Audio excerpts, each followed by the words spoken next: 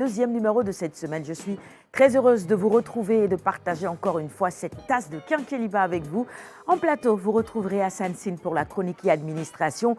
Nous ouvrirons évidemment la chronique littérature avec Khadi et dans un petit moment, Hassan Sine me rejoindra en plateau. Nos invités également, Alioune Badara Kane qui les accompagnera et qui vous présentera les profils de nos invités de ce deuxième numéro de la semaine. Les capsules habituelles seront au rendez-vous ce mardi également. D'abord, la météo avec nos partenaires de la Nassim.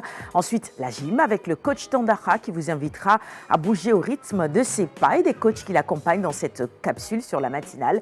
Et après 7h30, je vous inviterai à regarder le bulletin d'infos de votre matinale Quinqueliba. Entre-temps, la revue des titres des quotidiens de ce mardi matin. Le sommaire est complet. J'accueille l'équipe en plateau maintenant. Alioune Badara Kane me rejoint, Hassan Sine également et nos deux invités s'installent tous pour vous. En attendant, nous découvrons ensemble les prévisions du jour. À tout de suite.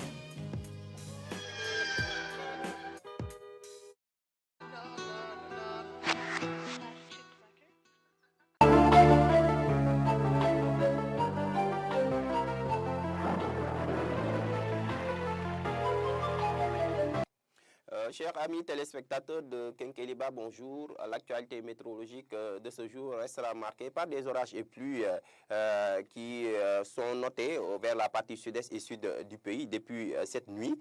Et au courant de la journée, un temps chaud qui sera ressenti à l'intérieur du pays. Alors, l'animation satellitale nous montre des cellules pluviogènes depuis hier nuit qui, en provenance de la Guinée qui ont intéressé donc Kolda et Kédougou et qui vont se propager pour intéresser donc Sédhiou et Ziguinchor, laissant le reste du pays sous un temps stable. Et ces vents nous provenant donc des zones tempérées qui vont ventiler tôt ce matin donc le littoral, l'axe Saint-Louis allant vers Dakar. Ce qui fait qu'en termes de prévision pour cette journée, comme vous pouvez le voir, donc c'est un temps plus ou moins clément qui sera ressenti à Saint-Louis et Dakar avec une valeur de 29 degrés. Sur le reste du pays, c'est un temps assez caniculaire avec déjà 35 degrés attendus sur l'axe Thiès-Louga, 31 à Mbour, 37 à Kaolack, 38 à Sédhiou, 36 degrés attendus à Ziguinchor. Sur le reste du pays, comme je vous le disais tantôt, c'est un temps assez caniculaire avec donc des valeurs de 40 degrés attendus à Diourbel, Fatick et Kolda. Le mercure va grimper d'un pas pour atteindre 42 degrés à Linguère et Tamba,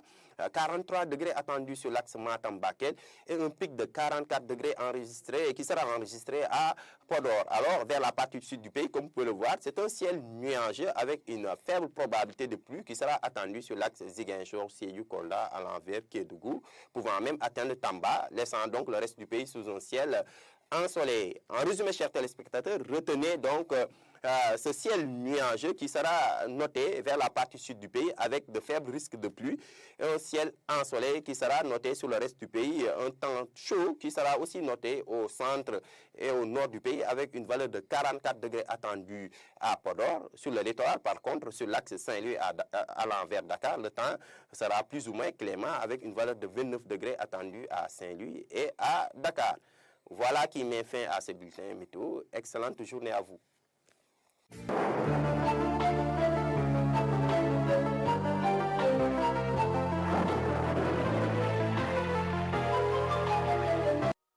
Bienvenue, si vous nous rejoignez juste à l'instant, il est 6h35 exactement, l'équipe est installée en plateau.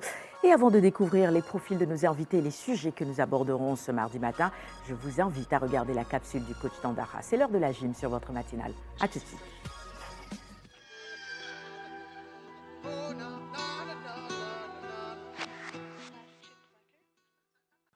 Mesdames, Messieurs, bonjour à tous et nous reprenons le cours normal de nos capsules. Aujourd'hui mardi, Mesdames et Messieurs, je vous amène au Kettlebell. Alors le Kettlebell, c'est vrai qu'on a l'habitude de dire ce matos russo-américain est véritablement une sorte d'estagnon, comme on dit chez nous. Et avec le coach Bou, vous allez voir, avec les multiples facettes pour ce travail. Et ceci va vous permettre, en tout cas, Mesdames et Messieurs, de bien renforcer surtout eh bien, ses membres inférieurs. Alors, les membres supérieurs, surtout, Mesdames et Messieurs, mais aussi, vous avez ce qu'on appelle peut-être les coiffes des rotateurs. Alors, le coach Bou va y venir tout à l'heure, Mesdames et Messieurs, mais retenez surtout avec ce matériel russo-américain. Et donc, il s'agit du kettlebell avec cette musculation. Alors, tout de suite, nous allons passer la parole au coach Bou. Bonjour mesdames et messieurs, Coach Tandara, merci de nous avoir donné la parole. Aujourd'hui on est là, deuxième capsule qui va nous faire parler sur ce qu'on appelle le renforcement avec le kettlebell. Vous savez, le kettlebell qui est un engin qu'on peut utiliser comme les haltères, les barres pour faire de la musculation. Aujourd'hui on va utiliser cet engin-là pour faire de la tonification musculaire parce que vous savez bien, il faut penser à se faire tonifier les muscles car une nourriture des muscles, c'est de la tonification et une très bonne alimentation. Aujourd'hui, on va présenter juste divers exercices avec le kettlebell que vous allez découvrir très rapidement dans nos présentations. Merci. Juste cette présentation qu'on vous a fait plutôt pour ce qu'on appelle le renforcement avec le kettlebell. Il faut faire de la tonification musculaire, aider votre corps à se tonifier et passer par le biais de certains de ces, comme le matériel du kettlebell, vous pouvez avoir de la tonification musculaire. Dans les salles, ça existe là-bas. Chez vous, vous pouvez l'avoir. Essayez de l'utiliser pour faire de la musculation. Merci à vous qui nous suivez et très rapidement. À demain, on vous dit merci. Voilà, merci encore une fois, Coach Bou, encore magnifiquement bien fait. Et comme d'habitude, j'ai l'habitude de dire, mesdames et messieurs, lorsqu'il y a la touche professionnelle, évidemment, les choses deviennent faciles. C'est vrai que vous avez une faculté de compréhension et assez rapidement, vous allez tout mémoriser. Et comme justement l'a fait le Coach Bou tout à l'heure.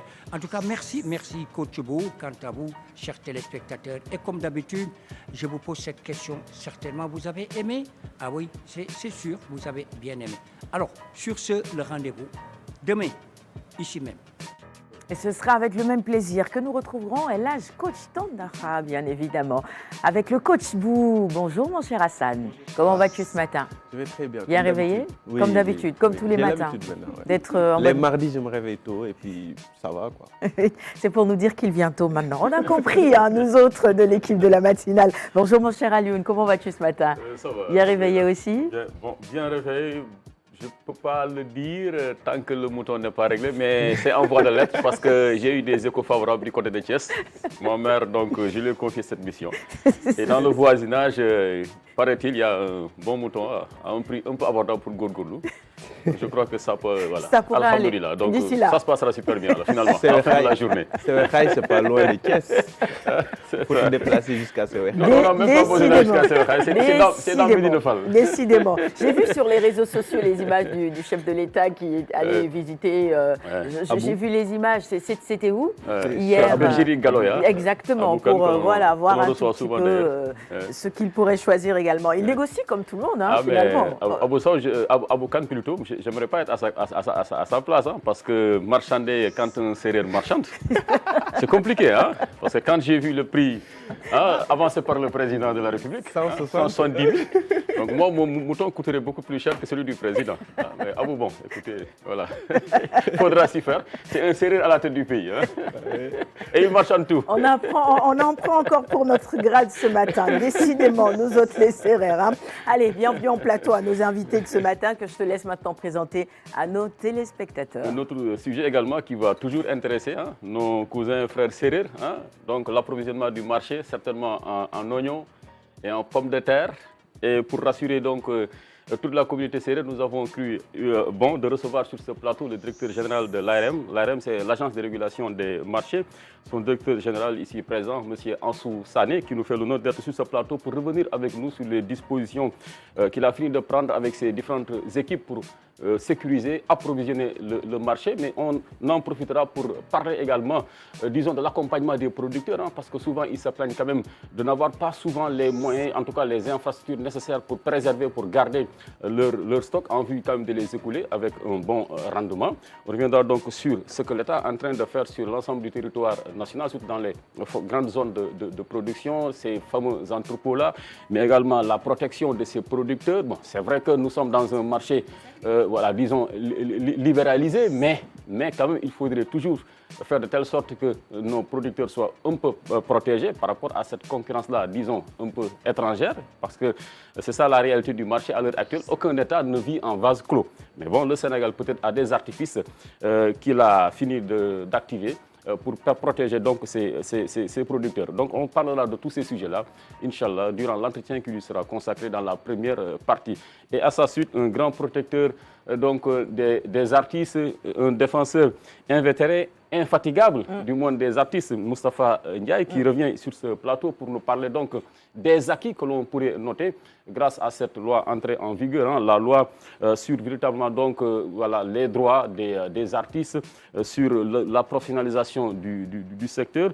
Donc qu'est-ce que cette loi-là permettrait véritablement de consolider comme acquis, les défis aussi, bien sûr, que l'on devrait encore une fois aussi, pourquoi pas, relever, parce que c'est bien beau d'avoir une loi, mais le défi principal reste donc son application, parce que quand même le Sénégal est champion en la matière, il y a beaucoup de lois qui dorment dans les tiroirs, mais faute d'application, bon, voilà, le problème demeure. Donc on parle là de cette loi-là qui est entrée en vigueur, de son application, du lobbying que vous êtes en train de faire avec vos autres pairs artistes pour que l'État puisse véritablement être davantage au chevet donc, de ces artistes-là qui nous représentent tellement sur l'international. On en profitera aussi pour parler de son initiative, cette grande manifestation culturelle quand même, qui permet à notre pays davantage rayonner sur la scène culturelle africaine et même pourquoi pas mondiale. Il s'agit donc tout simplement des Kora Music Awards. Et d'ailleurs, beaucoup d'artistes sénégalais postulent et avec bien sûr l'adhésion des masses, ils pourront pourquoi pas donc ravir la palme à leurs autres frères qui viendront des autres pays bien sûr du continent. Voilà les questions qui seront aussi au menu des échanges avec Moustapha Ndiaye. Allez, j'invite les téléspectateurs à réagir évidemment sur tous ces sujets en vous rappelant que nous sommes en direct et notamment sur la page Facebook RTS. François Sané, bonjour, comment allez-vous? Bonjour, ça va? Bien réveillé ce matin? Comme tous les matins. Ah, voilà. C'est rassurant. Et le Quinqueliba, comment vous le trouvez? Quinqueliba, vous ne l'avez pas encore goûté? J'ai goûté, mais ça va. Comparé au Quinqueliba des Serres, quand même, celui-là, il a été bien préparé. Ah non, vous n'allez pas suivre à l'une. Bon, c'est vrai, hein. Ça va être compliqué pour les Serres ce matin. Je suis prise en tenaille. Les Djola et voilà. Hein, les Halpulars de l'autre côté. Bon, Moustapha Ndiaye, comment ça va ce matin? Bonjour.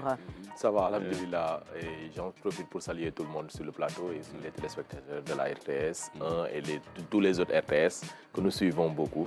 Et pour ma part, vraiment, je pense que le Quinqueliba est super bien. Merci beaucoup et merci d'être venu sur le plateau, bien évidemment. C'est vrai que la RTS, c'est la 1, la 2, la 3, la 4 et la 5, sans compter nos différentes stations radio également. Et là aussi, on nous suit, on nous regarde beaucoup. Oui, Alioune. Alors, j'ai oublié de donner, en fait, voilà, de faire la présentation de Moustapha Ndiaye, qui est le président de l'association des managers d'artistes du Sénégal. Donc, comme quoi, sa parole fait foi dans le milieu. Tout à fait. Voilà. Tout à fait.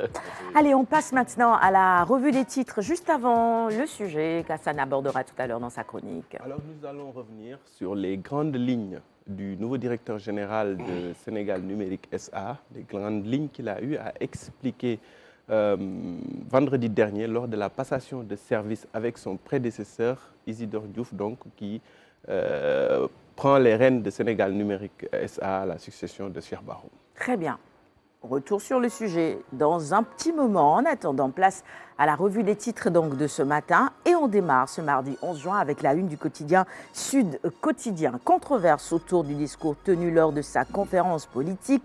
Quand Sonko rythme le jeu, exclamation à la une de Sud Quotidien ce matin, à lire dans les colonnes de ce même journal les éclairages du professeur Moussa Diaw de l'UGB et de Abdoulaye Mbo, journaliste analyste. Le quotidien Le Soleil maintenant, quotidien de service public, sur un sujet qui nous intéresse et nous interpelle. Il s'agit de l'émigration clandestine au creux de la vague. Kafountine, point rouge selon l'OIM. Ici, c'est Barça ou Yamba.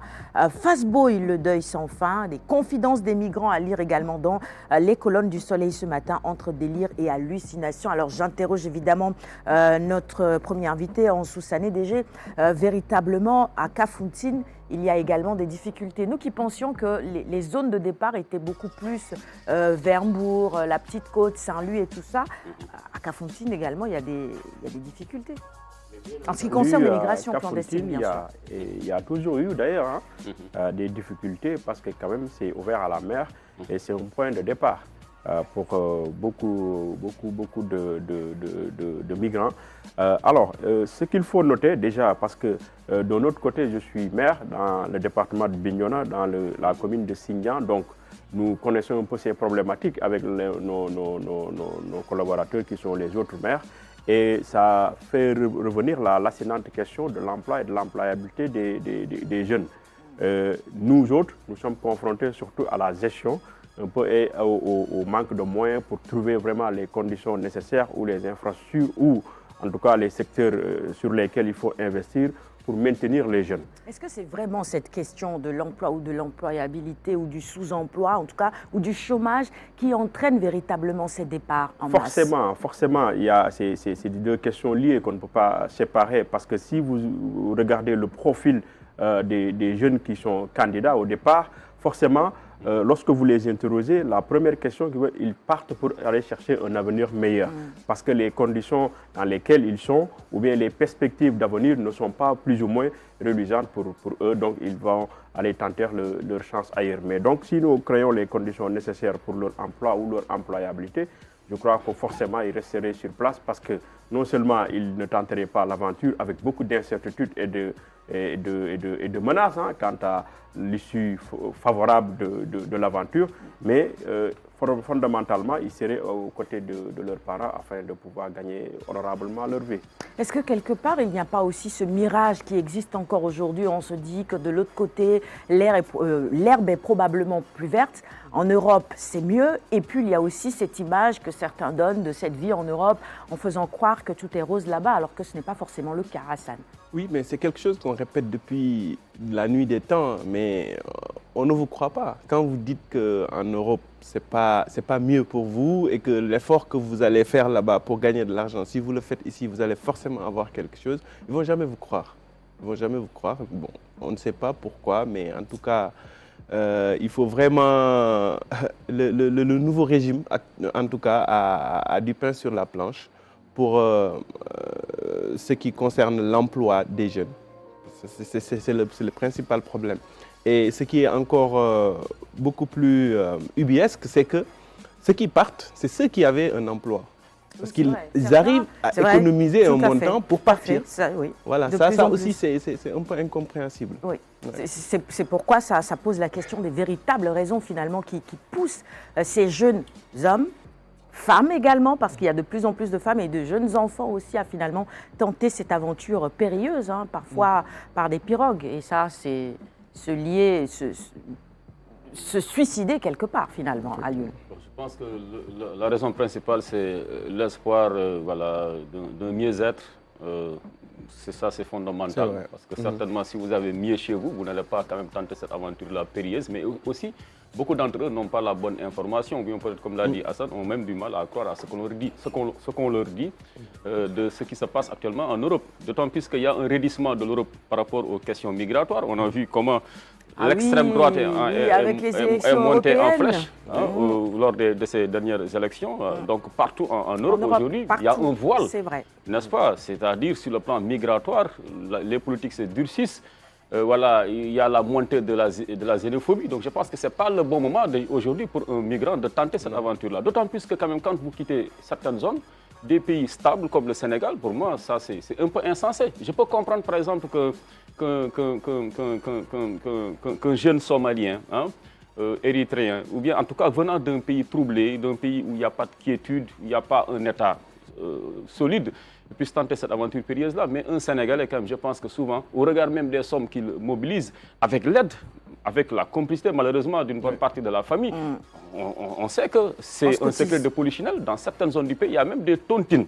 Ah oui? Oui, il y a des tontines qui sont organisées pour permettre aux enfants, et souvent par nos sœurs, nos mamans, qui organisent ces tontines-là pour permettre à leurs enfants de prendre la pirogue. Maintenant, je crois qu'il y a eu beaucoup de campagnes de sensibilisation, surtout du côté de Thiaroye, par exemple Thiaroye-sur-Mer. Je ne veux pas faire de la stigmatisation parce que c'est un problème qui interpelle toutes les communautés du pays. Mais quand on parle de ces fameuses comptines-là, souvent Thiaroye était cité comme, mais malheureusement, un mauvais exemple. Alors, il faudrait donc véritablement accentuer donc, la sensibilisation, prêcher la bonne parole avec l'implication de toutes les couches socio-politiques de ce pays. Les religieux, parce que par exemple sur cette question-là, je n'entends pas souvent nos religieux. Imaginons par exemple les effets d'une vidéo de l'un de nos khalifs généraux, par exemple Serigne Mountakha Mbacké, ou bien Serigne Babacar Sy Mansour, que l'un d'entre eux, ou bien même le chef de l'église du Sénégal, que l'un d'entre eux puisse prendre la parole et faire une vidéo solennelle appelant tous ces jeunes-là à rester au pays, à cultiver la terre, à croire quand même au développement du Sénégal, je crois que ça permettrait d'y aller plus créer un effet de choc. Il faut également que nos politiques, sur le plan institutionnel, associent également ces relais-là, qui sont quand même d'une importance clé, sur certaines questions qui interpellent notre devenir. Parce qu'on ne peut pas laisser quand même l'Afrique continuer à assister à une telle saignée. On ne peut pas développer un continent en se privant de ses forces valides. Ce sont les jeunes. La preuve, avec les conséquences de l'esclavage, il a fallu quoi? Pratiquement 2-3 siècles pour combler en fait le déficit qui a été laissé, le vide qui a été laissé par tous ces bras valides-là qui sont partis dans les plantations aux Amériques. Donc aujourd'hui, il ne faudrait pas que le même scénario se reproduise. C'est aux États africains de tout faire quand même, de mettre une barrière pour permettre à ces jeunes-là de rester sur le continent, mais pas par la répression, mais par la discussion, par le dialogue et par également l'adhésion de toutes les forces sociales. Merci à l'une, merci à tous pour ces commentaires. On avance sur la revue des titres de ce matin. On passe à la une du quotidien Yor cette fois-ci avec justement, vous l'apercevez à l'instant, le député Ayib Daffé qui réagit. C'est une opposition débile en état d'arriération politique. Tir groupé donc des patrons de presse, débiteurs et des opposants sur Ousmane Sonko ce matin. Et puis... Bon, la sortie du député Ayib Daffé, c'est une opposition débile. Je pense qu'il y a des termes également qu'il faudrait mais c'est nos confrères qui relaient aussi ça à la une finalement de leur quotidien. C'est à nos confrères quand même de tamiser, parce que quand même, quand on vous apprend quand même les codes du journalisme, ce n'est pas de dupliquer tel quel ce que l'autre parti vous a dit. Je trouve aussi. N'est-ce pas? C'est pour cela qu'on parle du traitement de l'information. Je suis d'accord. Il y a des propos qui choquent à ça. Il y a des propos, je pense pas obligé de reprendre ça. Depuis un certain temps, la presse nous a habitués à cela. Je crois que c'est le moment, donc disons, pour une fois, donc de rompre avec de telles pratiques. Parce qu'on peut faire de la politique en étant gentleman sans pour autant heurter. Sans verser dans certains propos véritablement. Quoi. Oui, surtout que je pense que moi, ce que j'ai le plus apprécié dans la sortie du président de PASTEF dimanche, c'était pour donner en tout cas, en quelque sorte, l'autorisation à l'opposition de pouvoir parler de ce qui concerne le pays, quoi. Parce que jusque-là, on avait quand même des débats de caniveau avec des acteurs qui sont sortis de nulle part et qui sont en train de se positionner comme des opposants. Donc le fait qu'un chef de parti, le chef du parti au pouvoir, puisse s'exprimer publiquement sur les affaires du pays, ça donne quand même une sorte d'autorisation à la vraie opposition de pouvoir lui répondre. Et c'est ce qui s'est passé. Mais bon, je pense que Alioune a raison aussi. Il faut vraiment que les propos soient tamisés, quoi. Et qu'on ne dise pas n'importe quoi. Et qu'on ne reprenne pas non plus tout ce qui a été dit à la une des quotidiens sans véritablement trier les propos. Il faut traiter l'info, comme disait tout à l'heure Alioune Badara. Et à la une du quotidien L'Info ce matin, eh bien, le sujet revient tout simplement. Volet de bois vert contre Ousmane Sonko et les propos justement de quelques leaders de partis politiques de l'opposition finalement. Et certains étaient d'ailleurs candidats à l'élection présidentielle. Anta Babacar Ngom, quelle désillusion. Le temps des discours est révolu, dit-elle, mettez-vous au travail. Le mandat sur le même sujet avec cette conférence publique d'Ousmane Sonko, quand Ousmane Sonko se met à dos la presse et réveille l'opposition, peut-on lire à la une de ce quotidien ce matin. Et autre sujet, être noir n'est pas un crime. Le racisme hier à aujourd'hui, le noir, l'éternelle victime, un dossier que je vous recommande vivement.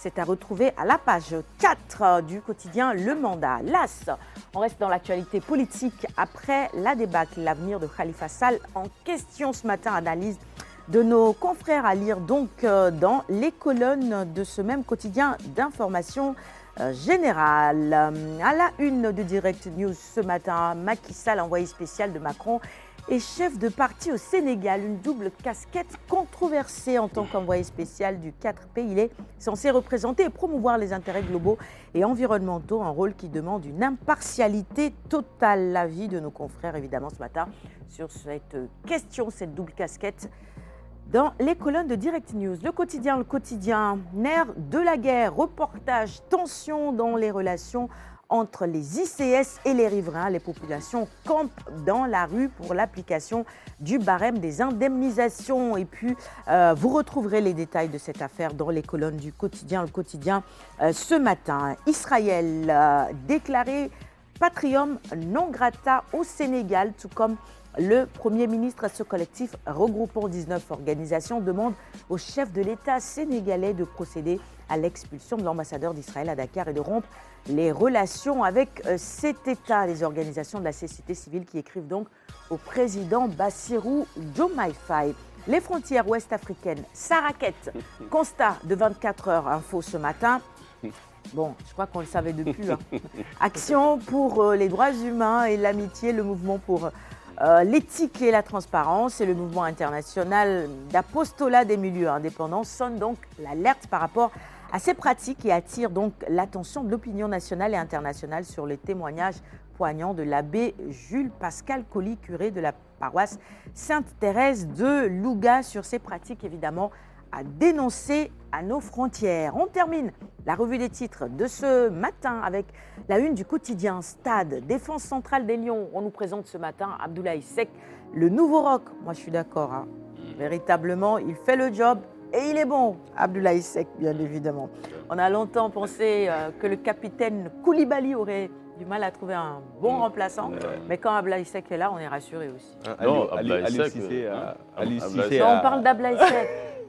Abdoulaye Seck a bien fait de lui faire confiance. Non, on ne parle pas d'Aliou. On parle d'Abdoulaye Seck. Malheureusement, un peu tardivement, on va le dire, parce qu'Abdoulaye Seck, il devait être dans la paire du Sénégal, dans la paire centrale, en tout cas pour ce match décisif contre la Côte d'Ivoire. On s'en souvient de comment il a été époustouflant lors de sa dernière titularisation face à la Guinée. Il a même marqué le but, le premier but qui a libéré l'équipe du Sénégal, en plus d'être bon défensivement sur les duels et tout. Vous rencontrez la Côte d'Ivoire et vous privez de cet atout-là, vous les mettez sur le banc. Ça, bon, on ne peut pas refaire ce match-là, mais c'est que de regret pour le Sénégal. Maintenant, il a compris, je pense qu'il a compris que Abdoulaye Seck n'est plus un jour qu'on doit laisser sur le banc. Parce que quand un jour crève l'écran, quand un jour s'impose de par son talent, il n'y a pas ces histoires de sénateur ou bien cadre. Moi, je suis contre ces termes-là en équipe nationale. En équipe nationale, on prend les meilleurs du moment. Quoi. Pour un coach, c'est difficile d'arbitrer parce que vous partez sur une ossature de base. Les titulaires, donc vous partez sur des certitudes. Et l'ossature de base, c'est constitué du gardien, de la défense et du milieu défensif. En plus d'un milieu relayeur qui est quand même votre artiste. Et il avait une défense solide avec un système de jeu. Donc, le troisième match, c'était un match, disons, de gala. Il vient avec un bon... il fait un excellent match à la limite. On entame la seconde phase d'élimination directe. Il retourne le retour de son titulaire, le bon match de son... remplaçant, du remplaçant. Le titulaire non plus a fait 2 excellents matchs quand même. On fait comment? On se rappelle de l'histoire Sénégal-Suède. Oui, mais quand on avait les Papsar qui avaient fait, comment on l'appelle, les Pape Thiaw qui avaient fait un excellent match et tout ça. Il y avait les Salif Diao qui étaient sur le banc. Contre la Turquie, ils devaient revenir. Est-ce qu'il faut... Et voilà, vous avez vu, à chaque fois, c'est une défaite qui a suivi. Il faut peut-être à un moment donné qu'on apprenne de l'histoire. Mais quand Kalidou, sur le terrain, on le sent complètement lessivé. Parce qu'on l'a vu, contre la Côte d'Ivoire, à un moment, il n'en pouvait plus. Il a tenu la maison. Non, ça, en fait, il fallait l'associer avec... il faut changer quand on est fatigué. Abdoulaye Seck, en fait. Parce que c'est ça. Parce qu'en vérité, Abdou Diallo, personne ne doute de son engagement. Si on a pu enfin brandir le trophée continental, il a été quand même un grand leader, il a été un grand acteur, artisan de cela. Mais Abdou Diallo, comparé à Abdoulaye Seck, il était un peu en méforme. Ça, il ne faut pas quand même, il faut pas se laisser berner par les noms. En équipe nationale, on prend les meilleurs du moment. J'aime bien cette formule. L'équipe nationale, ce n'est la propriété de personne. Même Sadio Mané, s'il n'est pas performant, il y a un genou là qui crève l'écran, qui monte en puissance. Mais vous lui donnez confiance. Il paraît que dans les vestiaires, ce n'est pas aussi simple. Lors de la dernière CAN. Il paraît que dans les vestiaires, ce n'est pas aussi simple à gérer. Lors de l'épopée vraiment des Lions, lors du sac, n'est pas celui-là quand même. Il est en méforme. Et ça se sent. Ça se sent dans l'approche, dans les duels, dans l'impact sur sa présence même. Et contre la Côte d'Ivoire, dès les premières minutes, on a vu. C'était carrément le côté fébrile. Et Exactement. vous regardez le but, c'est venu de là. Parce que si un bon défenseur aurait resserré les rangs, carrément, et laissé le joueur à l'extérieur, et il aurait pu compenser par le coulissement. Mais après, bon, là, c'est le talent du joueur qui parle, hein, c'est pas le DG. Ça se sent, en fait, je suis de plus en plus surprise. Allez vous poser la question en vous disant C'est véritablement. normal, il est de la région des Ziguinchor. Bah, c'est rare de voir un Ziguinchorois qui ne sait pas manier le cuir. J'en vois pas, moi. Ça ne me surprend pas trop. C'est le principal grenier du Sénégal en termes de talent footballistique. Tout à fait. C'est pourquoi le sort du Casa Sport m'attriste tellement. Voilà une équipe quand même qui a sa place en Ligue 1. On ne sait pas encore. Et ça, c'est une catastrophe pour moi, pour le football sénégalais. On est de dans voir les le calculs Casa Sport toujours. en Ligue 2. Bon, si on en arrive à faire des calculs, c'est dommage. Parce que quelque part, il y a un réel besoin Tout à fait. de revoir un peu la politique sportive au niveau du Casa Sport. Parce qu'à Ziguinchor, il ne manque pas de talent, du tout. vraiment. Dommage. Si vous Mais voyez sur cette les saison, différents c'est pas clubs bon, au hein. Sénégal, pratiquement ceux qui brillent sont soit originaires de la Casamance ou ils sont passés par le Casa Sport. Aujourd'hui, le meilleur joueur, par exemple, du Jaraaf, est un ancien du Casa Sport. Il y a des choses à revoir, mais je pense que le staff fera le nécessaire. Et nous autres aussi qui avons notre mot à dire là, on le dira quand il faudra. Une chose est sûre. C'est clair. C'est le seul club qui était régulier en championnat. bien sûr, voilà, maintenant. Le Casa Sport, c'est une grande équipe, évidemment. Qui a On tout va pour pas briller en Afrique. À Effectivement, le revenir Casa. encore là-dessus, mais cette saison, ce n'était pas la bonne, hein, véritablement. Il y a des choses Depuis à quelques années, revoir, ça commence à décliner, revoir, quoi. évidemment. À revoir, bien. Merci pour tous ces commentaires. Il faut que je referme la revue des titres de ce matin. J'allais juste dire qu'Aliou Cissé a affaire à des connaisseurs, hein, finalement, décidément. C'est pourquoi, sur les réseaux sociaux, chaque fois qu'il y a un match du Sénégal, ça n'arrête pas, mon cher coach. 18 millions de coachs, c'est ça, finalement. Et presque. pas n'importe lesquels. Hein. Des vrais Donc, et des quand on connaisseurs l'entend dire, aussi. mais changement, 7h05. Makomo, On avance. Ça fait Alors, mal. il faut que je ferme la ces changements, parenthèse. c'est pas pour lui. L'équipe, c'est pas pour lui. Il faut inviter Aliou Faut qu'il Cissé écoute ici les gens. et le Hassan, réconcilier c'est toi avec qui as prononcé le nom d'Aliou Cissé ce Les matin. deux Je t'avais dit non. On passe à ta chronique. Je Il prends allait 5 en parler minutes sur aussi. ton temps d'antenne.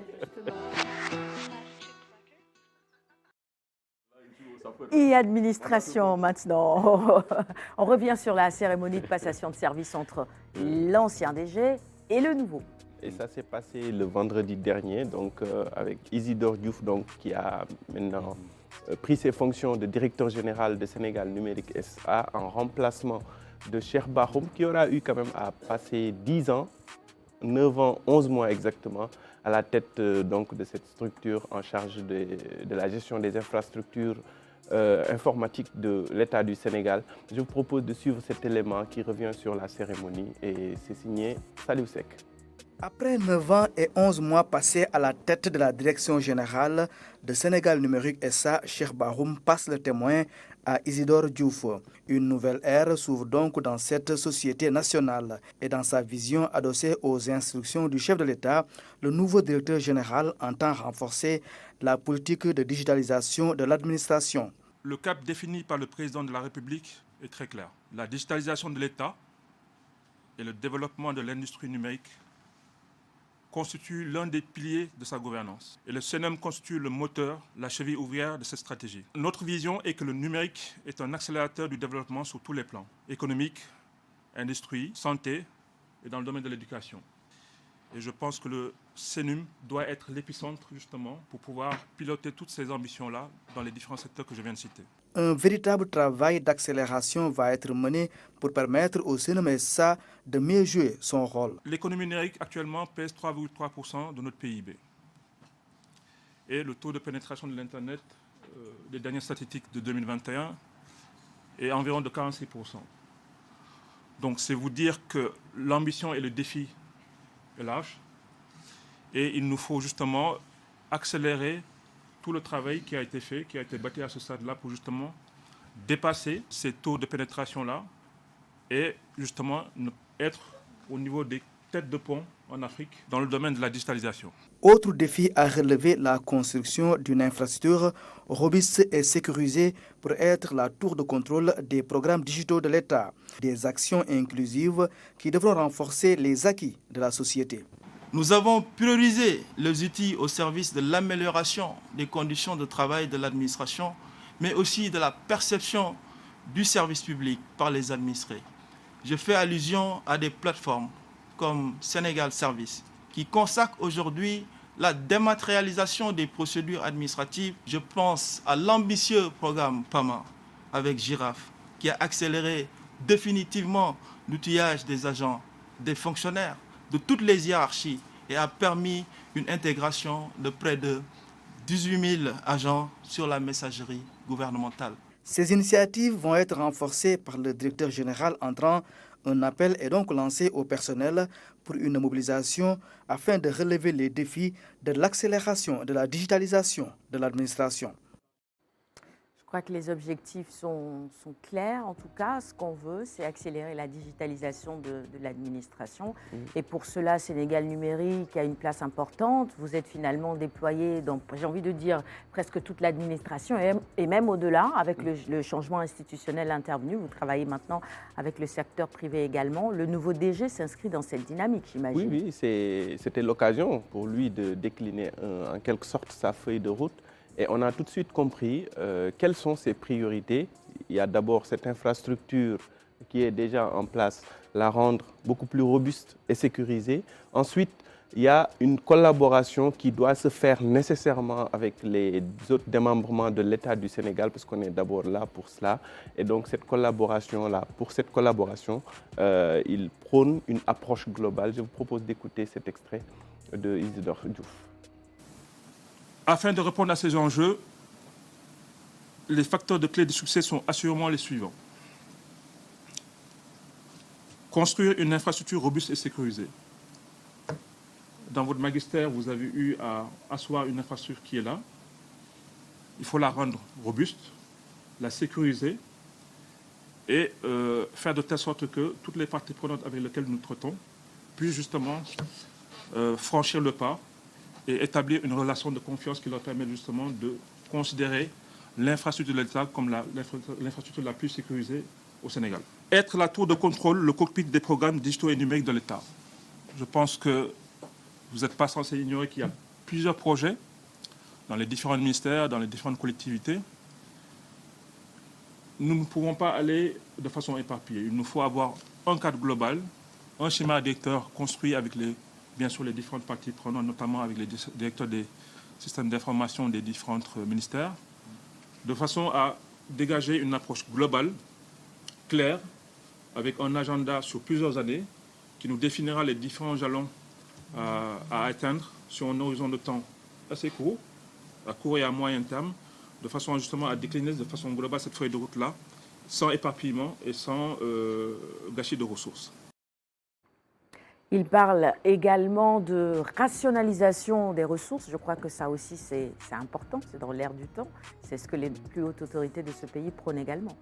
On l'a toujours dit ici, le fait que chaque entité a sa propre politique informatique avec ses petites infrastructures. C'est vrai, il y a des structures qui ont leur propre data center également, alors qu'il y en a déjà un grand pour tout le monde. Exactement, c'est exactement. Le data center est un exemple, mais de manière globale, les systèmes d'information dans les ministères, Sénégal Numérique doit avoir au moins un droit de regard, sinon piloter la politique générale donc, de l'informatisation de tous ces démembrements de l'État du Sénégal. Et c'est ce que le directeur général a rappelé lors de sa prise de fonction. La semaine dernière, Hassan, tu parlais de JTEX, où évidemment Sénégal Numérique également était présent. Il y avait d'autres structures semblables de la zone Afrique également.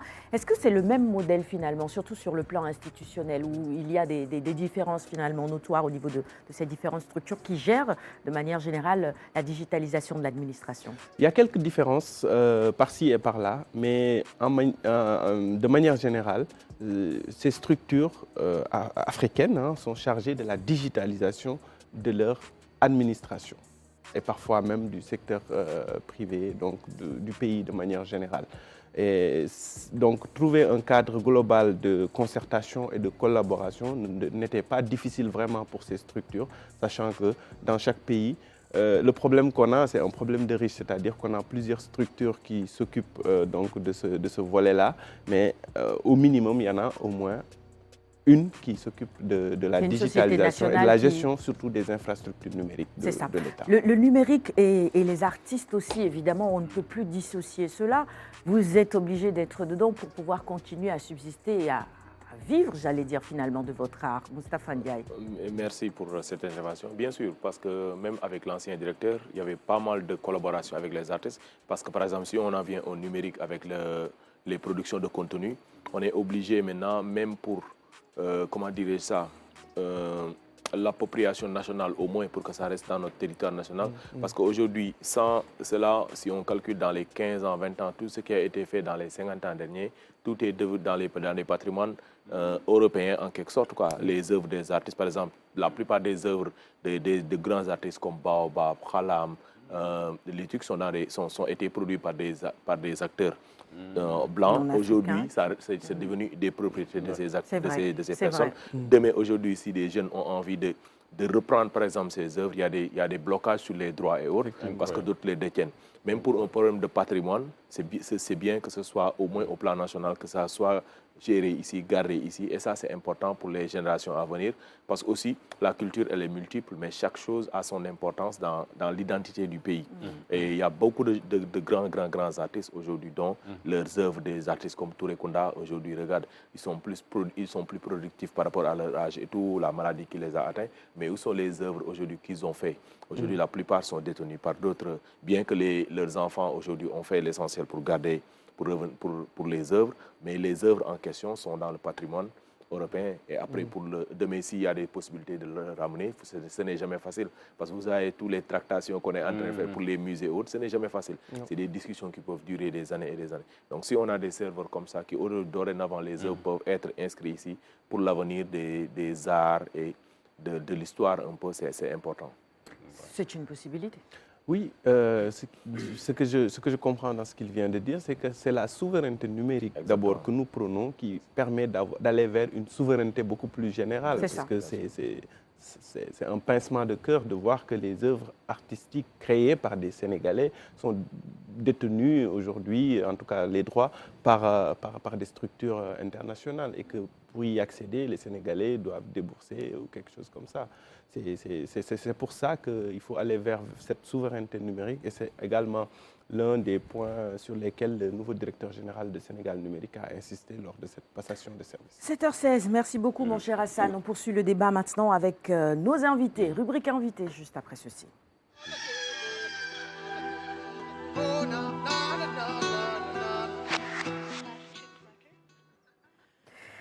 Retour en plateau pour cette première partie. C'est le directeur général de l'Agence de régulation des marchés qui répond à nos questions.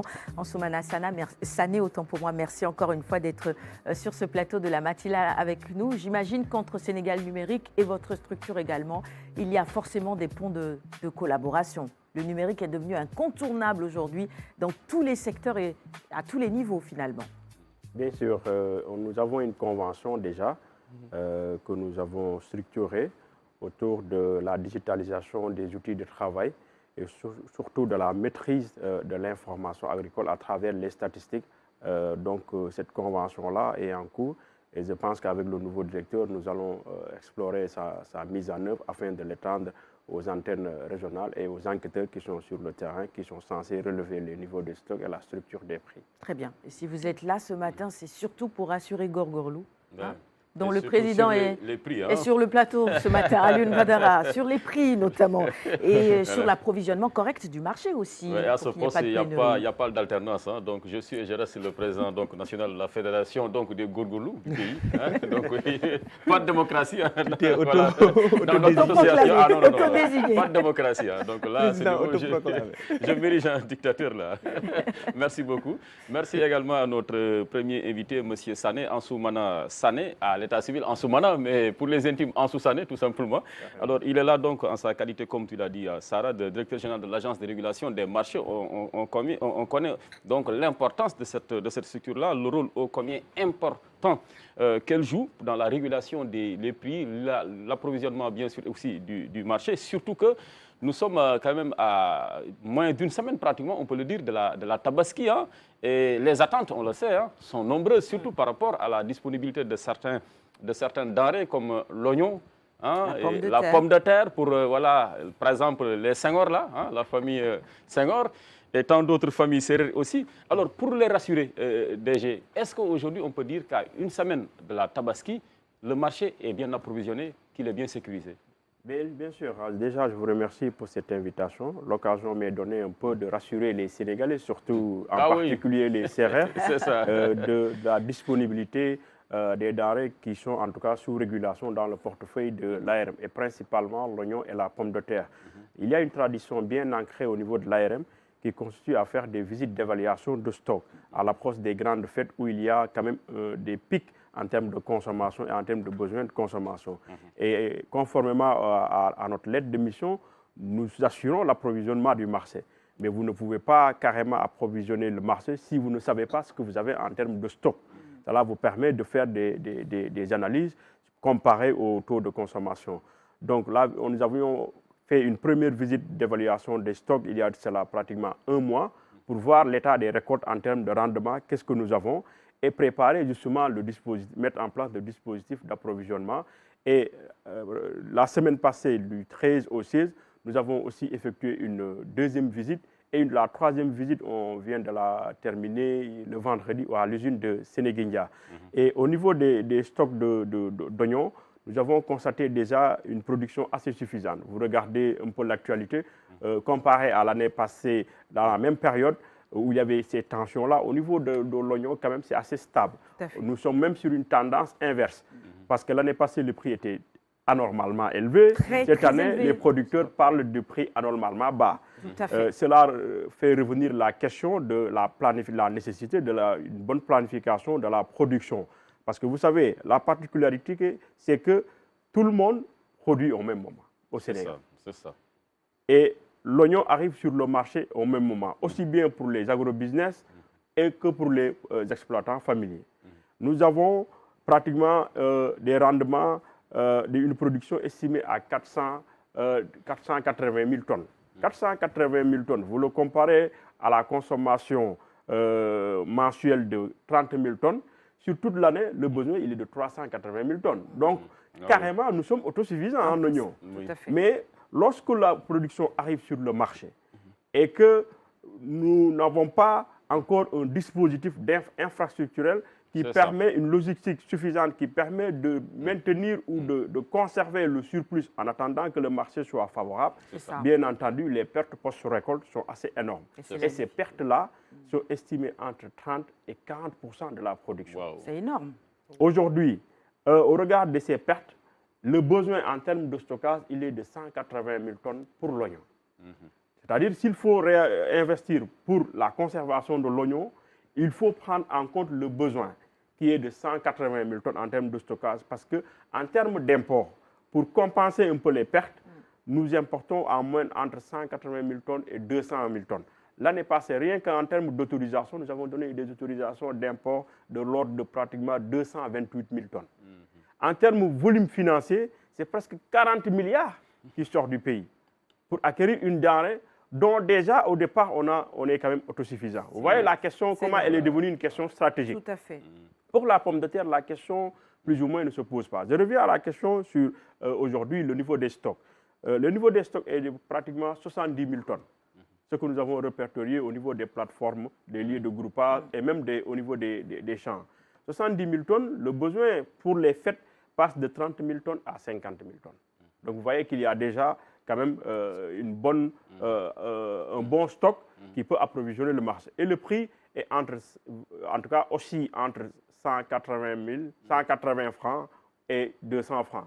Et encore que le prix conseillé, il est de 300. Donc même les produits dans les zones, dans les plateformes, on n'a pas encore atteint le prix conseillé. Et c'est à partir du prix conseillé qu'on fixe le prix aux différents stades, au niveau grossiste, au niveau demi-grossiste, jusqu'au détaillant, si on évalue un peu les charges, les coûts d'exploitation. Alors, pour la pomme de terre, la question ne se pose pas parce que nous avons Sénéguindia, qui est un agrobusiness, qui a une présence et qui a une capacité de production qui avoisine un peu les 60% de nos besoins de consommation. Si on le couple avec les exploitants familiaux, aujourd'hui, il y a une régulation interne. Parce qu'il y a un double degré dans la régulation. Il y a le gel pour stopper l'importation, mais il y a aussi une régulation à l'interne quand les agrobusiness arrivent sur le marché au même moment que les petits producteurs, on demande aux agrobusiness de suspendre la commercialisation en attendant l'écoulement de la production par les exploitants, en tout cas les petits producteurs. C'est à la suite justement de cette commercialisation qu'on déclenche le deuxième rideau que constituent les agrobusiness pour dire maintenant vous pouvez entrer sur le marché. Mais vous savez, il y a des charges de stockage qu'il faut inclure maintenant sur le prix. C'est pourquoi souvent, entre les petits exploitants et les agrobusiness, il y a une variation du prix. Parce que l'autre supporte les charges de stockage qu'il faut forcément prendre en compte dans la définition de la structure du prix. Et au niveau de Sénéguindia, le prix sorti chambre froide est de 9 750. Si vous ajoutez les charges du transport qui sont de 250 et les marges bénéficiaires aux différents stades, 500 francs pour le grossiste, 500 francs pour le demi-gros, normalement, le prix de la pomme de terre, le sac de 25 kg, arriverait au niveau du consommateur entre 11 000, 11 500, maximum 12 000. Donc, c'est maintenant le lieu vraiment de rassurer les Sénégalais que la structure du prix telle que définie, comparée à l'année précédente, aujourd'hui est dans des proportions vraiment abordables et épouse aujourd'hui la volonté de M. le Président de la République de maintenir au besoin les prix à leur niveau acceptable, à défaut d'aller vers une réduction, puisque vraiment les études sont dans ce sens pour voir quels sont les mécanismes à mettre en place pour arriver vers une baisse effective des denrées de première nécessité. Mais actuellement, pour ce qui concerne la tabaski, je peux rassurer les Sénégalais que vraiment il y a un stock suffisant et la structure du prix est abordable pour le consommateur et rémunérateur pour l'ensemble des acteurs de la chaîne de valeur pour l'oignon et pour la pomme de terre. En tout cas, ce que vous venez de dire là est vraiment rassurant. Cela nous rassure et cela démontre quand même qu'au niveau du ministère du Commerce, toutes les dispositions sont prises pour stabiliser et sécuriser le marché sénégalais, quand même qui sera confronté à une forte demande donc en oignons et en pommes de terre surtout. Alors, vous avez mis également l'accent sur la question fondamentale qui est donc le stockage de ces produits-là, parce que souvent il y a beaucoup de pertes. Vous avez dit pratiquement la moitié de la production, parce qu'il n'y a pas tellement d'infrastructures donc voilà, pour préserver cette forte production-là. Beaucoup de nos parents, surtout dans le nord, en souffrent. La production est laissée donc, voilà, au soleil, elle pourrisse faute d'entrepôts, alors qu'on a une infrastructure majeure qui est le marché international de Diamniadio, qui fonctionne en deçà de ses capacités. La question de la conservation des produits horticoles, spécialement pour l'oignon, est très complexe. En réalité, ce n'est pas simplement au niveau en tout cas, du déficit en termes d'infrastructure. Ça, c'est la partie visible de l'iceberg. Mais il y a la question des variétés. Il y a des variétés aujourd'hui, par exemple, produits vers la vallée du fleuve Sénégal, qui sont impropres aujourd'hui à la conservation, tellement ces variétés-là sont vulnérables. Et il y a aussi l'arrivée des changements climatiques qu'il faut fondamentalement prendre en compte dans justement la planification de la production et les variétés, en tout cas, beaucoup plus résistantes. Vous allez, par exemple, faire une étude comparative. Les variétés qui sont produites souvent dans la zone des Niayes sont beaucoup plus résistantes que les variétés qui sont produites au niveau de la vallée du fleuve. Donc, cela fait revenir la question essentielle, en tout cas, d'une bonne planification de la production. Parce que s'il y a une bonne planification et s'il y a une bonne organisation, il y a aujourd'hui la possibilité pour l'État d'accompagner les producteurs à acquérir des semences de qualité. Et ce sont les semences de qualité qui peuvent vous garantir, en tout cas, une récolte de qualité. Mais il y a aussi la nécessité de respecter l'itinéraire de production, en respectant les délais, en respectant le dosage en termes d'engrais, en respectant aujourd'hui le dosage en termes d'arrosage. Parce que souvent, les femmes nous font revenir que, mais oignon Sénégal, il y a beaucoup d'eau, c'est vrai. Cela fait la question de comment, justement, l'itinéraire technique est structuré. Et après, maintenant, il y a la dernière phase, c'est la phase post-récolte, c'est la phase de la conservation. Et à ce niveau-là, il faut quand même avouer que les investissements en termes d'infrastructures n'ont pas suivi le rythme de production. Le rythme est allé tellement vite que fondamentalement, il n'y a pas eu une prise en charge adéquate au moment opportun de la question de la conservation des produits. Et aujourd'hui, nous sommes carrément sur une phase de rattrapage infrastructurel. Et il y a en place aujourd'hui un programme national d'entreposage, vraiment, avec le ministre de l'industrie et du commerce qu'on a mis en place avec l'organe de récépissé, l'organe de régulation du récépissé d'entrepôt. Et il a été identifié un besoin de pratiquement 111 infrastructures de stockage, avec des typologies, des chambres froides, des silos, des plateformes commerciales et des entrepôts. Parce qu'il faut savoir qu'une chambre froide, une plateforme commerciale, un entrepôt et des silos n'ont pas les mêmes caractéristiques et n'ont pas les mêmes fonctions. Mais ça participe aujourd'hui à la conservation des produits parce que les plateformes sont des lieux de transit. Où les chambres froides sont des lieux de conservation souvent longue durée. Et les entrepôts, c'est souvent en fonction en tout cas de la spéculation, de la variété et de sa vulnérabilité. Et ce programme-là a fait aussi ressortir le besoin en zone. Parce qu'il faut géoréférencier les zones de production, les zones de consommation. Et il faut identifier le besoin en fonction aussi de la taille de la population et de son importance sur le plan économique pour voir quel type d'infrastructure il faut mettre là-bas et pour quelle quantité et pour quelle spéculation. Et tout ça a été fait et il a été budgétisé pratiquement un besoin de 100 milliards qui devra être réparti en phase d'urgence de 50 milliards pour arriver aujourd'hui à faire du Sénégal un hub logistique et commercial. Et la nécessité d'avoir un dispositif en termes d'infrastructure va régler la question du financement. Parce que souvent, les producteurs, comme ils arrivent au même moment sur le marché, ils se posent la question de la commercialisation. Si vous n'arrivez pas à commercialiser, alors qu'il faut enchaîner sur une autre campagne, qu'est-ce qu'il faut faire? Étant entendu que les producteurs font recours au crédit pour aller vers au crédit campagne. Alors, ce dispositif-là va les permettre de bénéficier de ce que l'on appelle du récépissé d'entrepôt, une sorte de crédit stockage.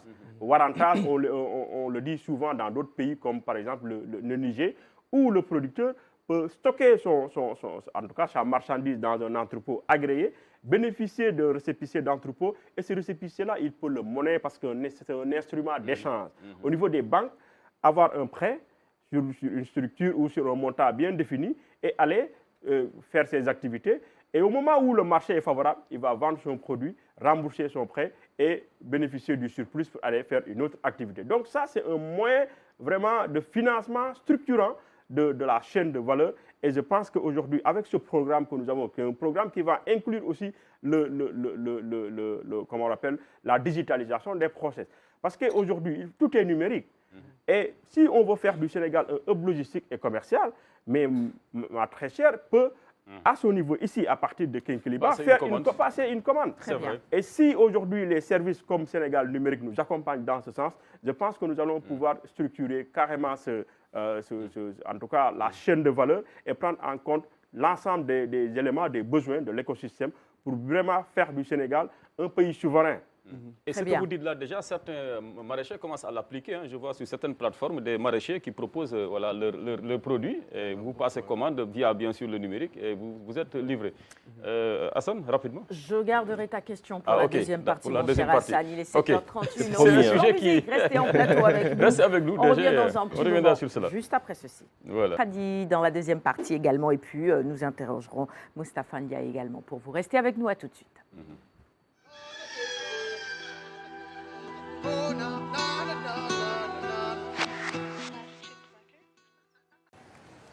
L'honneur est immense pour les artisans du village de Soumbédioune. C'est que la dernière visite d'un chef d'État ici remonte au président Léopold Sédar Senghor. Voilà qui excite les artisans. Bijoutiers, tailleurs, maroquiniers, cordonniers, sculpteurs, tous ont rivalisé d'ardeur pour montrer leur savoir-faire au président Bassirou Diomaye Faye. Je suis venu au village artisanal de Soumbédioune comme de tradition parce que ce n'est pas la première fois que je viens ici. Nous avions toujours donné comme mot d'ordre à nos militants avant même d'accéder au pouvoir d'acheter des produits fabriqués par des artisans du Sénégal. Une sorte de promotion du consommé sénégalais. C'est dans la même dynamique qu'on est. Vitrine de l'artisanat sénégalais, le village de Soumbédioune est dans un état de délabrement avancé. Le projet de réhabilitation est exposé ici au chef de l'État. Le village a cheminé un certain temps et nous voyons qu'il s'est totalement dégradé. Et le village, la plupart de sa clientèle est constituée de touristes qui nous viennent d'horizons divers, que ce soit les pays africains, américains, asiatiques, entre autres. Et là, le projet dont nous vous présentons, donc là, nous avons l'aménagement de la baie de Soumbédioune, parce que le village porte son nom par rapport au quartier de Soumbédioune. Nous avons aussi le plan de masse qui est là devant vous. Et le futur projet du village que nous voulons créer sous l'autorité de M. le Président de la République, c'est faire un village moderne, c'est-à-dire avec toutes les commodités qui y essied. Donc c'est des opportunités de création d'emplois, parce qu'il y a au moins 1000 personnes qui évoluent dans ce village. Donc avec la création de ce nouveau village, donc c'est un projet de 1,1 milliard de francs CFA que le Monsieur le Président de la Chambre de métiers compte réaliser avec son Excellence pour accompagner la politique du sous-secteur de l'artisanat. Pour un président qui connaît les enjeux, les doléances ne tombent pas dans l'oreille d'un sourd. Nous avons aujourd'hui la responsabilité d'écouter, de bien entendre, de noter et de voir dans quelle mesure prendre en charge les problèmes du secteur de l'artisanat qui ont pour nom le déficit de financement, le manque de formation et d'infrastructures, mais aussi le manque d'accompagnement dans la promotion de ces produits-là. Je voulais simplement, à ma qualité de premier citoyen, profiter de la période de la Tabaski, qui est une période d'achat de produits qui sont fabriqués par des artisans locaux, mais qui sont aussi importés pour faire la promotion de l'artisanat local et d'encourager la consommation de ces produits-là, de sorte que les Sénégalais fassent le lien direct entre le développement du Sénégal et la consommation des produits et de ce qui est produit au Sénégal. Depuis que je suis élu président de la République, je ne dis pas que je ne vais pas porter autre chose, j'en porte. Le costume que je porte est cousu ici. Les chaussures que je porte sont fabriquées intégralement ici.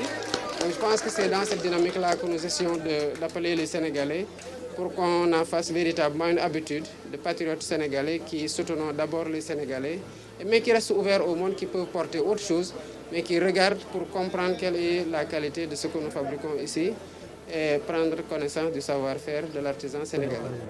Entre remise de cadeaux et prières, les artisans du village de Soumbédioune ont exprimé leur gratitude au président de la République, Bassirou Diomaye Faye.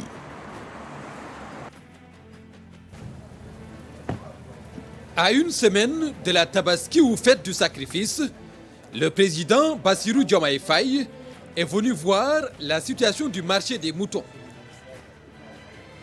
À la bergerie Galoya, qui a établi ses quartiers à la Sicap Karak, le chef de l'État a pu constater la large palette des moutons destinés à une clientèle variée selon leur bourse.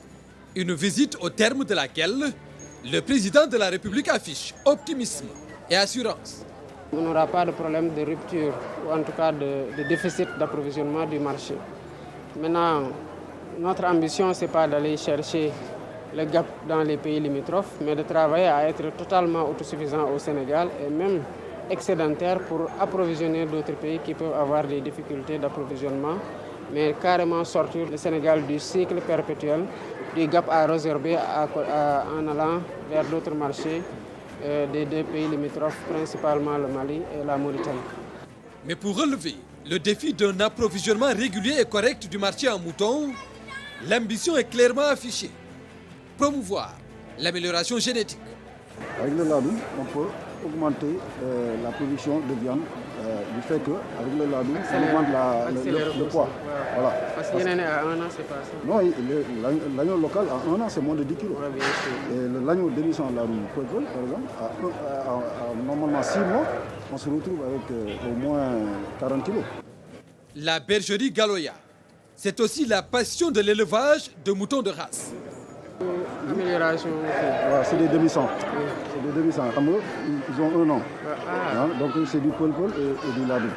Le pol-pol et le ladoum sont comme à 1 an, nous avons quand même autour de 100 kg. Ce que cet opérateur national partage avec le président Faye, un connaisseur du sous-secteur, doublé d'un cultivateur. Pour lui, la clé réside dans une bonne organisation des acteurs. Avec le ministère de l'Agriculture, de la Souveraineté alimentaire et de l'Élevage, accompagné du secrétaire d'État aux coopératives et à l'encadrement paysan, nous cherchons, dans le cadre de l'installation de ces coopératives-là, d'élargir le champ des coopératives, à la fois pour les éleveurs, mais aussi pour les agriculteurs. Étant entendu qu'il peut y avoir une symbiose entre les agriculteurs et les éleveurs pour que les premiers fournissent aux autres du fourrage et qu'éventuellement les seconds fournissent aux premiers de la fiente ou qui peut permettre de donner de l'engrais naturel. Donc, et même, il peut y avoir cette interaction-là qui puisse permettre que certaines coopératives puissent se déployer en ayant deux départements, à savoir un département de production fourragère et un département de production ovine ou bovine ou même laitière. Donc c'est sur ça que nous travaillons. Occasion saisie par le président Bassirou Diomaye Faye pour acheter 2 sujets au terme d'un marchandage bien sénégalais. 150 yi ma waxoon rek. 150. non yóbbu ma ci 150 nga andi ci 150. bon léegi bu si nekk teg si 10 000 francs. alors amul problème. ah nangu naa la 160. waaw amul problème 320 les deux. de baax na. marché conclu. jërëjëf. Elles sont plutôt belles les bêtes mais il y a une autre que j'ai tamponnée mais ça c'est réservé à la Grande Royale mais je ne veux pas en parler en public. L'organisation de la fête de l'Aïd el-Kébir reste l'une des préoccupations majeures de l'État. Le président Diomaye Faye invite les différents acteurs à travailler ensemble pour assurer une production de qualité, gage d'une satisfaction de la forte demande et d'une souveraineté à court terme. Fine silhouette d'un militant politique et avocat qui s'est fait au nom au Sénégal en prenant la défense d'Ousmane Sonko. Cet après-midi, Juan Branco est dans les locaux de la RTS pour rendre visite au nouveau directeur général. Au menu des échanges, différents points abordés, dont la nomination de Pape Alé Niang à la tête de la RTS. C'est le plus fort qui a été mis en œuvre depuis la transition démocratique qui est intervenue il y a quelques semaines. Symbolique parce que je pense que cet homme a incarné une forme de courage et de ténacité à un moment où le pays menaçait de sombrer dans des heures sombres et notamment de la violence et du mensonge. Et je suis convaincu par ailleurs qu'il va impulser cette culture de la vérité qui est pour moi la priorité dans tout travail d'information à tous les niveaux hiérarchiques en fait au sein de cette institution et donner l'exemple du coup aussi au reste de la presse sénégalaise. Une presse libre et indépendante dans un pays où la liberté d'expression est consacrée par la charte fondamentale. Les défis ne manquent pas. Comment l'avenir se dessine pour ce pays, que ce soit sur la question d'impunité, que ce soit sur la question de gouvernance. Il y a beaucoup de défis. Et là, je pense que la priorité est évidemment de redonner de la souveraineté aux populations sénégalaises, de leur redonner de la force et de la capacité à la fois non seulement économique, mais plus généralement de souveraineté politique. Et je pense qu'avoir des médias puissants, indépendants, nationaux, c'est fondamental comme démarche. Et donc évidemment, la RTS fait partie, je pense, des défis, des institutions qui doivent qui sont en train d'essayer de relever ce défi. Des défis énormes qu'il faut relever pour être en phase avec les attentes des populations. Il aura fallu 45 à 60 minutes pour aborder plusieurs questions.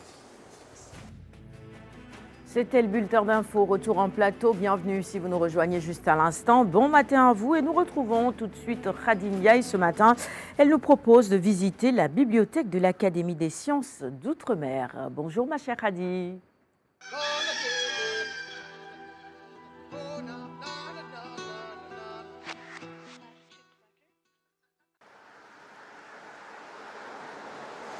Bonjour chers téléspectateurs, bonjour à toute l'équipe de Quinqueliba. Vous le voyez, nous sommes ici à l'Académie des sciences d'Outre-mer de Paris. Aujourd'hui, nous venons ici pour visiter la bibliothèque de l'Académie des sciences d'Outre-mer et parler des œuvres du secrétaire perpétuel, M. Dominique Barjot.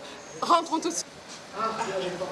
Bonjour Monsieur Barjot. Bonjour, Ravi je suis heureux de vous accueillir dans notre belle et ancienne académie. C'est où le Sénégal trouvera toujours ce bonjour à la RTS qui nous fait l'honneur et l'amitié de réaliser cette émission.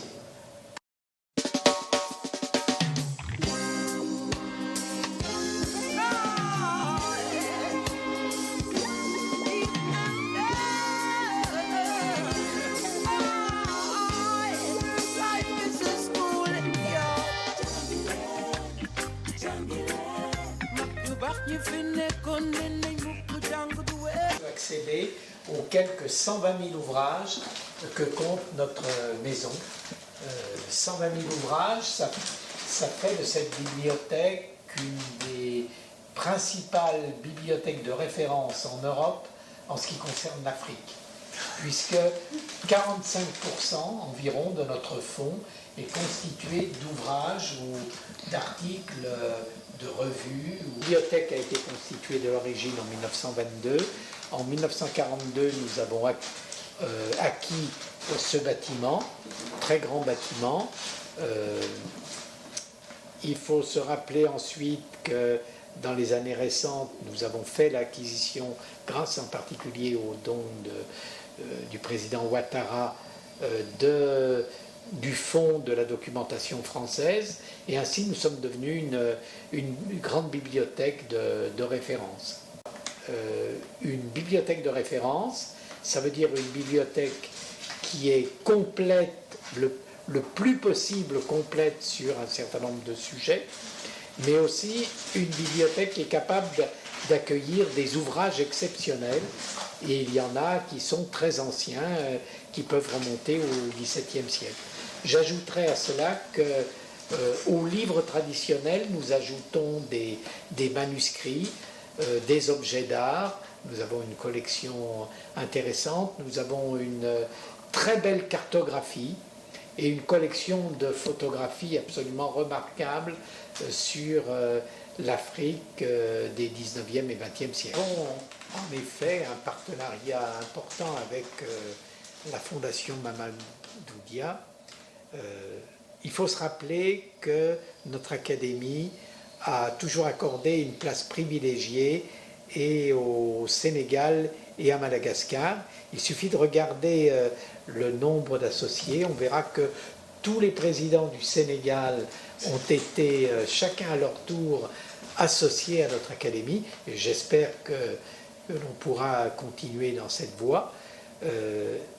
Notre bibliothèque, grâce à notre collaboration avec la Fondation Mamadou Dia, pourra ainsi accueillir un nombre croissant d'étudiants sénégalais. J'ai insisté tout à l'heure sur l'importance du capital humain pour le développement du Sénégal, et nous voudrions, avec notre bibliothèque, contribuer un peu à aider le Sénégal.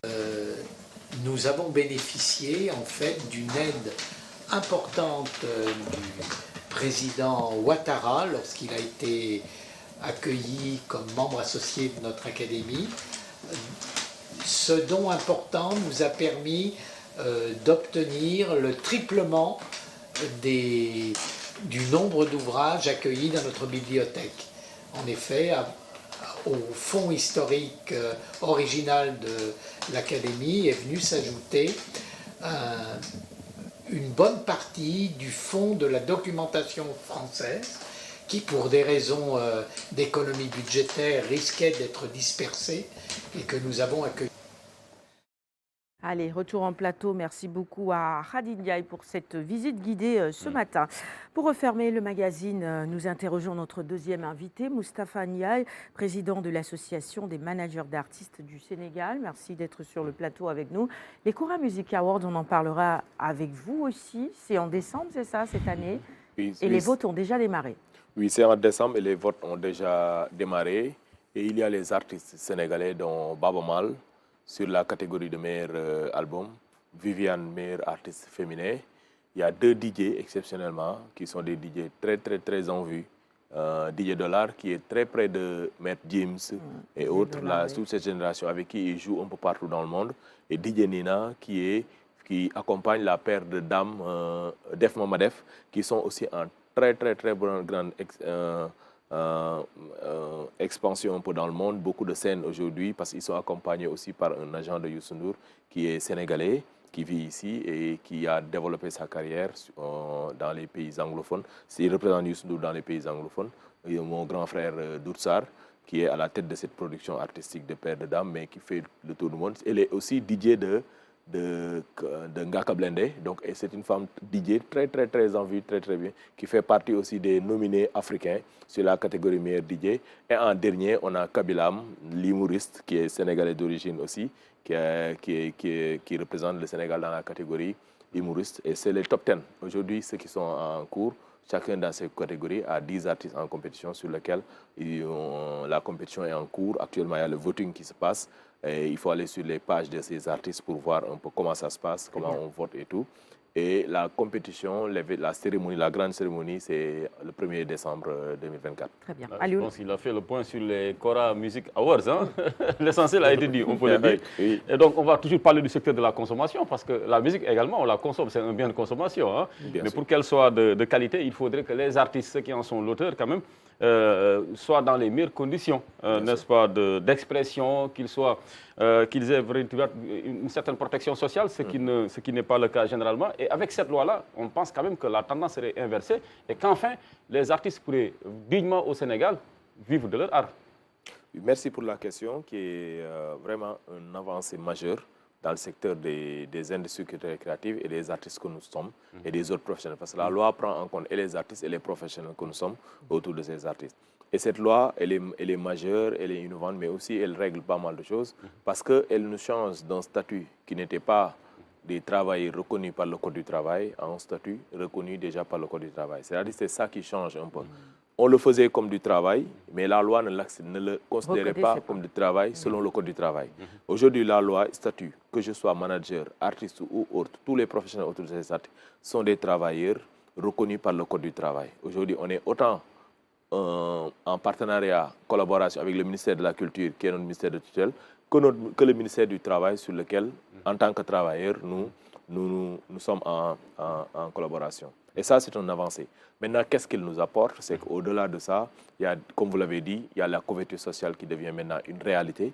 Parce qu'aujourd'hui, on se souvient tous de toutes ces grandes personnes qui nous ont bercés en matière d'art, en matière de divertissement. Aujourd'hui, à chaque fois, quand ils étaient dans des situations difficiles, on faisait des quêtes ou des appels au soutien. Pouvoir les accompagner. Et c'était un peu dommage. Mais c'est parce que ces artistes n'avaient aucune couverture sociale, n'avaient rien qui fait que quand tu travailles pendant 15 ans, 20 ans, 30 ans après, à l'heure de retraite qui n'est pas la même que chez nous, mais au moins à un mois de ta carrière, que les dispositifs mis par l'État et qui accompagnent tous les travailleurs du monde, les travailleurs sénégalais, puissent t'accompagner au même titre parce que tu travailles. Il n'y avait pas ça. Aujourd'hui, pour un artiste quelconque, aujourd'hui, cette génération de jeunes, avec cette loi, quand il va arriver, disons 60 ans, comme toute personne à la retraite, peut bénéficier d'un accompagnement de la question sociale, de l'IPRES et autres. Et ça, c'est une avancée. Pour les femmes qui sont dans le secteur des arts, aujourd'hui, imagine une femme qui est mariée et enceinte, il a le droit de prendre son repos, congé maternité et d'être payé en estimant combien il gagnait et que la caisse sociale, selon les cotisations qu'elle va faire, puisse être payée. Comme ça, elle va être chez lui et va recevoir de l'argent. Et tout ça, c'était des choses qu'on ne pouvait pas. Tu voyais des femmes en état, mais étaient sur le terrain. Parce que sans ça, ça va être compliqué pour elles. Comme on dit maintenant, les maisons, c'est les femmes et les hommes. On est dans une génération maintenant où si tu ne bouges pas, ce n'est pas aussi évident. Il faut avoir un mari, par exemple, qui vraiment a un niveau de vie assez élevé pour pouvoir. C'est pourquoi dans la plupart des familles que nous sommes, des artistes et autres, les femmes comme les hommes travaillent. Même si tu as une femme artiste, ta femme gagne de l'argent et apporte dans la maison. Aujourd'hui, avec ça, si elle a un congé maternité, elle perd. Ainsi de suite, les accidents de travail seront couverts. Il y a pas mal de choses qui vont changer avec cette loi.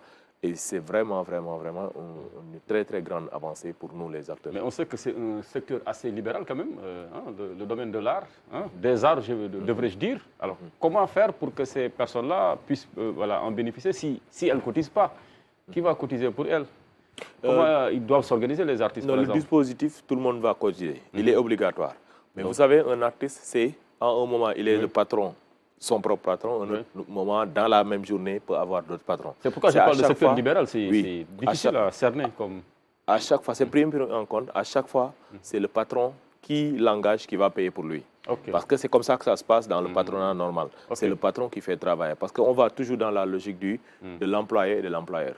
C'est toujours la même logique. Parce que aussi pour faire cette loi, techniquement, le ministère de la Culture s'est approché des structures dédiées et qui s'y connaissent mieux, comme la Caisse de sécurité sociale, comme le ministère du Travail. Vraiment, on a été accompagné par l'État, mais aussi avec des dispositifs qui existaient déjà. Hein. On n'a pas conçu notre statut de l'artiste et tout ce qui va avec du nouveau. Ce n'est pas nouveau. C'est connaissant la Caisse de sécurité sociale, les impôts et autres, sachant que c'est eux qui, techniquement, avec le ministère du Travail, gèrent ça, qui sont venus, qui ont fait des propositions au ministère. Et dans des sessions de travail, vraiment, où le ministère, on les remercie, a impliqué les acteurs que nous sommes. Moi, j'ai été là-bas au nom des managers. D'autres ont été là-bas en tant que dans les arts visuels, le cinéma, la danse, la musique. Tout le monde a été représenté par des acteurs. Et on a fait plusieurs séances de travail qui nous ont permis vraiment non seulement de comprendre mieux la loi, mais surtout de voir techniquement comment ça va se passer sur le terrain. Maintenant, tout a été fait. C'était dommage, quand tout a été fini, on était dans un penchant politique où le gouvernement sortant était plus dans les élections étaient en donc ça n'a pas été finalisé. Mais de notre côté, tout a été fait avec les professionnels qui ont travaillé dessus. Et le dossier a été donné au ministère de la Culture qui a mis ça sur la table du président. Et on est sûr, parce qu'on est de source sûre, on a eu le retour de la ministre. Vous avez vos entrées au palais?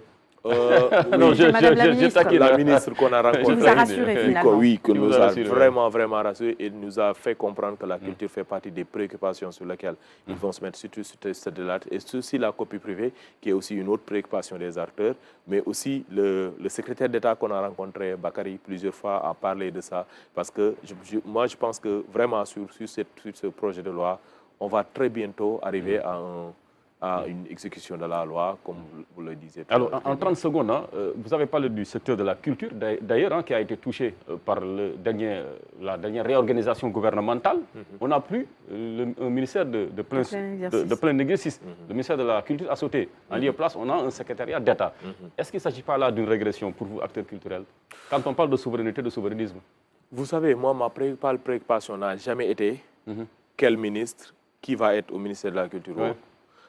La préoccupation du secteur de la culture, si le président de la République en question en fait une préoccupation pour lui dans sa politique, parce que le président de la République si lui en fait une préoccupation, le secteur de la culture, qu'il soit couplé ou non, on verra des avancées majeures. Le problème au Sénégal, c'est que la culture est prise juste pour un divertissement. Pour eux, ce n'est pas important. C'est-à-dire chaque président qui vient nous tient le discours qu'on va entendre, mais dans l'exécution, ça ne se fait pas comme il faut. C'est juste, à un moment, c'est comme si pour nous, il nous aidait. Non, on n'a pas besoin qu'on nous aide. On a besoin qu'on nous accompagne comme tous les acteurs de développement d'un pays. La culture est un vecteur de développement majeur qui peut régler beaucoup de choses. L'employabilité est une réalité existante dans le secteur. Les niches d'emploi sont énormes. Et les industries culturelles, ce n'est pas que la musique, la danse. C'est l'identité même d'un pays. Tous les pays aujourd'hui en développement, l'Inde, ce n'est pas longtemps, ils nous ont vendu la culture et ça a intéressé tout le monde. Aujourd'hui, rien que Bollywood, imagine, qui concurrence Hollywood, ça c'est majeur. Le cinéma sénégalais marche. Chaque fois qu'il sort du pays, il gagne des prix. Pourquoi? Parce qu'on a du contenu artistique. On a des artistes qui concurrencent le monde. C'est-à-dire ce qui fait qu'on doit développer l'entrepreneuriat culturel, c'est des réalités qui existent ici. Chaque secteur, chaque domaine dans le secteur de la culture a un potentiel économique fort, mais mal accompagné. Aujourd'hui, pour accéder à une entreprise culturelle, pour accéder à un dispositif de l'État est très compliqué. Parce qu'économiquement, ils sont très faibles. Pourtant, le potentiel existe. Comment faire pour les accompagner, pour qu'ils arrivent à faire ça? C'est majeur. Les investissements que font des labels, par exemple, je donne juste l'exemple de Prince Art, ils ne font pas des labels qui investissent le plus, mais mal accompagnés. Et entre autres, les jeunes générations que vous voyez, tous, pour la plupart du temps, il y a des structures organisées qui sont derrière, mais ont du mal à arriver à un moment où, aujourd'hui, peuvent payer des salaires, pour développer les... Et avec cette loi-là, Inch'Allah, donc l'espoir est permis maintenant. Oui, j'espère juste qu'on arrivera à un président qui prendra en compte véritablement les trucs. Mais dans le dispositif qu'ils ont mis, moi j'ai confiance, parce que mettre sur pied 3 ministères dans un seul ministère et créer après un secrétaire d'État, ça veut dire qu'ils ont envie de prendre en compte. C'est bien alors, c'est bien. Vous rassurez vos amis du secteur de la culture. Une minute pour refermer le magazine. Hassan, ta question très rapidement pour le DG de l'ARM. Voilà, c'est ça. La question, c'était par rapport au double degré de régulation dont vous avez parlé pour l'oignon et la pomme de terre. Je sais que peut-être pour ce qui concerne le mouton, c'est peut-être le périmètre du ministre de l'élevage. Mais est-ce qu'il y a en tout cas cette on applique ce double degré de régulation aux moutons parce qu'on a nos éleveurs locaux et en même temps, on a les fameux tchogal qui viennent de la Mauritanie et du Mali et ça crée un certain problème par rapport au prix. On se dit que c'est hors de prix pour les éleveurs locaux et pour les tchogal, c'est beaucoup plus abordable. Même si l'argument de la qualité ne convainc pas toujours le gorgolou, n'est-ce pas, Président? Mais bien sûr, je confirme. Pour cette En une minute, très rapidement, s'il vous plaît. Le mouton n'est pas dans le portefeuille de l'ARM. De l'ARM. C'est carrément géré par le ministère de l'élevage, disons de l'agriculture, de la souveraineté alimentaire et de l'élevage. Mais en termes de suivi, au niveau des marchés, quand même, nous suivons dans les phases de commercialisation, surtout lors des grandes fêtes, où quand même fondamentalement, il nous faut suivre l'évolution et la structure des prix, quand même pour renseigner l'autorité. Mais en termes de prise en charge, de voir un peu le niveau du stock, par exemple, si on peut parler de stock par rapport au bétail, et si on peut parler de structure du prix, ce n'est pas encore dans le portefeuille de l'ARM. Il est quand même important, peut-être, de vous rapprocher du ministère de l'élevage pour voir un peu à ce niveau-là, forcément, parce qu'à un moment donné, ça c'est une politique économique et il y a forcément une régulation qu'il faut opérer. S'il y a une concurrence externe qui remet en cause la structure interne et la viabilité du secteur, l'État prend des mesures de protection, même si parfois c'est un peu en contradiction avec les règles de l'OMC. Merci beaucoup, Ansoumana Sané. Merci directeur général de l'ARM, d'être passé sur ce plateau. Merci, Moustapha Ndiaye. Merci, Hassan. Merci, Alioune. Et pour refermer le magazine ce matin, on va souhaiter un joyeux anniversaire à Marem Camara, qui fait partie de l'équipe technique et qui a assuré le maquillage ce matin pour cette équipe. Joyeux anniversaire également à la petite Ashley Rebecca Prera. Excellente journée à vous. Et à demain, 6h30 pour un nouveau Quinqueliba. Au revoir. Madame, l'enfant de Nioro Diri.